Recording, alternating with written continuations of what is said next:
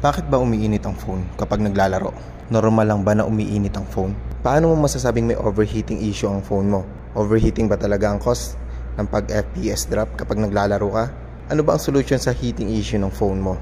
Tara at subukan natin sagutin ang mga tanong na yan. Kung ang lagi mong problema sa smartphone may overheating, marami ka nang nabiling phone, paiba-iba na yung phone na nabili mo. Ang kaso, halos lahat may overheating issue. Alamin muna natin kung overheating ba talaga yan or baka mamaya normal lang yan. Kapag ang phone mo ay umiinit habang naglalaro ka at hindi ka na komportable sa paghawak sa phone kasi mainit, yung tipong ang feeling mo na nalagyan ng sili yung kamay mo, napahida ng durog na sili yung kamay mo, ganun yung pakiramdam. Kapag ganun yung pakiramdam mo habang hawak yung phone mo na umiinit, overheating na po talaga yan. Kapag ang phone mo ay umiinit habang gamit mo, tapos pinagpahinga mo muna yung phone mo, hindi mo muna siya ginamit, pero nung hinawakan mo ulit, mainit pa rin siya kahit hindi mo na ginagamit. Ibig sabihin, may heating issue talaga yung phone mo. Kasi kahit hindi mo siya ginagamit, nagra-run yung mga apps sa background, gumagana pa rin yung processor. Ibig sabihin, may malfunction na nangyayari sa software at sa hardware ng phone mo. Sa halip na nagpapahinga ang phone mo, tuloy pa din siya sa pag-run ng mga apps sa background. Alam mo, para maiwasan yung overheating, kapag bibili ka ng phone, bumili ka ng phone na mahal, yung mataas yung specs ng processor. Marami namang dahilan para mag-overheat ang phone. For example, bumabiyahe ka, nakamotor, tapos yung phone mo nandun sa phone holder ng motor mo at bilad na bilad sa initan ng araw, nagkakaroon talaga siya ng heating issue. O kaya naman kapag maraming apps na nakabukas at marami pang apps na nagra-run sa background, na-overload yung CPU. Minsan nagiging cause din ng overheating ang defective na battery o kaya defective na charger. Minsan dumadagdag na cause ng pag-init ng phone kapag sobrang taas ng brightness o kaya sagad na sagad yung brightness. Kaya maganda na naka-dark mode ka at saka yung wallpaper mo is dark din yung color. At minsan sa paggamit mo na rin kapag sobrang tagal mong ginagamit yung phone. For example, sobrang tagal kang nanonood online o kaya naglalaro online, syempre nakabukas yung data, dagdag ito sa cost ng pag-init ng phone mo. Minsan nagiging reason din ng overheating kapag may software update tapos may bug doon, o kaya naman kapag na-virus yung phone mo.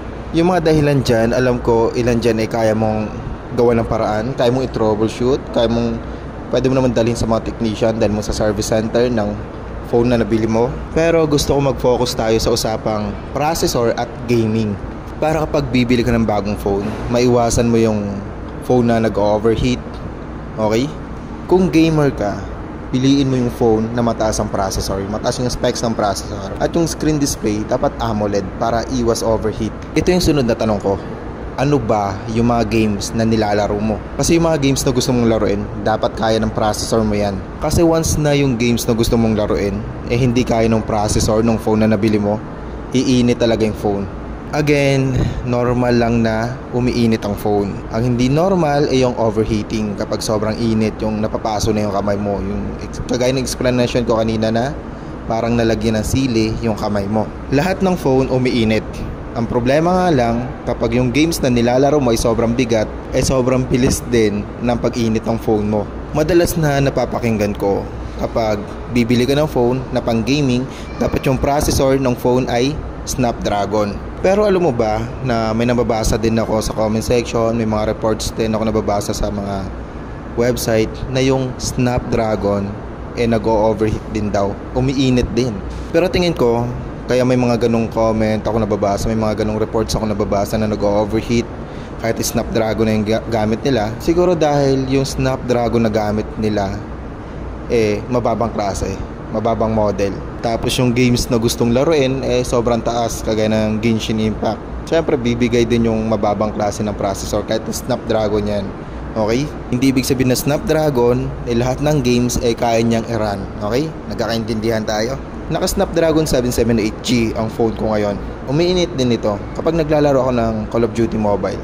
Umiinit pero hindi nag-overheating. Tandaan mo kapag bibili ka ng phone, check mo yung processor kung nagmamatch ba ito sa games na gusto mong laruin.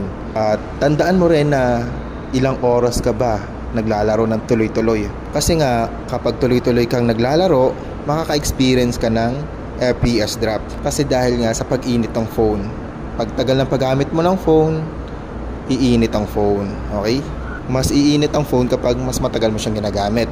At kapag uminit yung phone mo, mag-FPS drop na yung nilalaro mong games. At dahil mainit na yung phone mo, mas mabilis din ito mag-consume ng battery. So malolobat yung battery mo. Ngayon, ang gagawin mo, hindi pa tapos yung nilalaro mo, pero palobat ka na, i-charge mo siya ngayon. Pag chinarge mo siya habang naglalaro, lalong iinit yung phone at lalong magkakaroon ng FPS drop. At kapag nag-FPS drop dahil sa sobrang init ng phone mo, masisira yung laro mo. Matatalo kayo dahil sa'yo. Matatalo kayo dahil hindi naman dahil sa'yo, dahil sa phone mo. Dahil umiinit yung phone mo. Alam ko naman na masyadong mahal din yung mga smartphone na may mataas na specs na processor.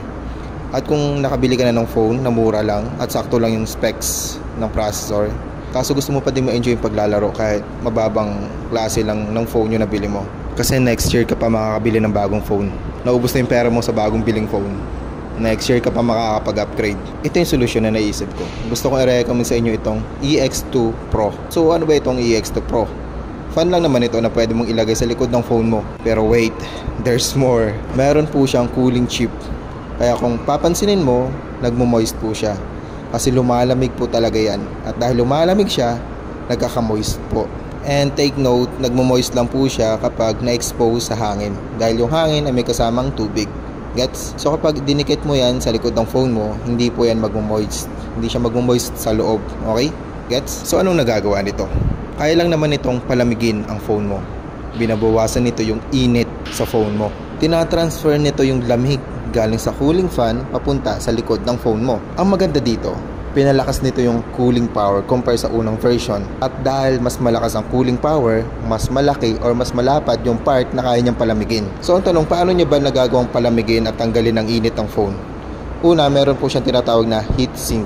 Gamit ang aluminum alloy. Yung aluminum alloy po pala is conductor ng heat. Let's say, pinapadaloy nung aluminum alloy yung init galing sa phone papunta doon sa fin niya. Tapos tatanggalin naman yung init gamit ang hangin galing sa fan. Gets? Another question, paano ito lumalamig? Di ba napansin mo, nagmo-moist na siya dahil sa lamig? Meron po kasi siyang tinatawag na semiconductor cooling chip. O yung tinatawag na thermoelectric cooler. At hindi niya lang pinapalamig yung phone mo. Ina-absorb niya din yung init at inililipat niya sa kabilang side na nandoon naman yung aluminum alloy para i-absorb yung init at papalamigin niya gamit yung fan. And again, kaya po magpalamig ng thermoelectric cooler. Ito po talaga yung dahilan kaya lumalamig or nagkakaroon ng moist or yung tinatawag na condensation. Again, di naman po yung magkakaroon ng process ng condensation kung walang hangin.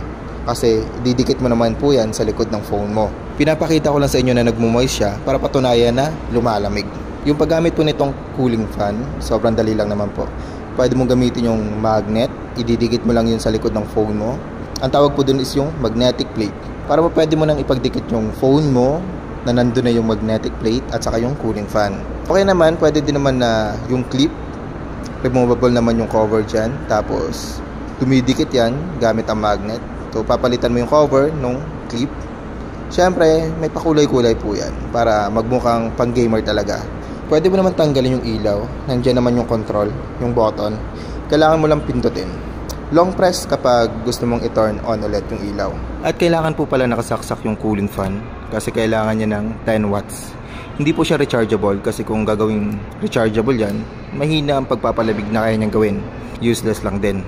Sadyang 10 watts para mabilis at malakas ang pagpapalamig. Siguro naman kung maglalaro ka, hindi ka naman siguro palakad-lakad, diba?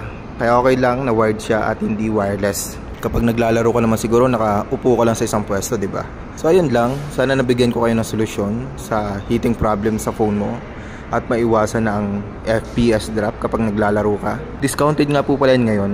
Click mo na lang yung yellow basket dyan. Available yan through COD. Marami na pong bumili niyan at legit nagmo-moist po talaga yan. Makikita mo naman sa feedback ng bumili. Actually, nung una ko itong nakita sa ibang review, hindi ako naniniwala. Pero nung na-receive ko na, legit talaga. Yun agad ang una kong tiningnan. Kasi kung di siya nagmo-moist, ibabalik ko siya sa seller. At syempre, defective yun kapag hindi nagmo-moist, hindi lumalamig. Syempre, may 6 days replacement po yan. Kailangan mo lang i-report sa seller, papalitan nila agad yan ng bago. Pipick upin nila mismo sa bahay mo. At magpapadala sila ng bago. Yun lang naman, check out mo na yan. Huwag kalimutan na mag-like or save ang video ito para kapag bibili ka na, mabilis mong mahanap. Yun lang, peace out.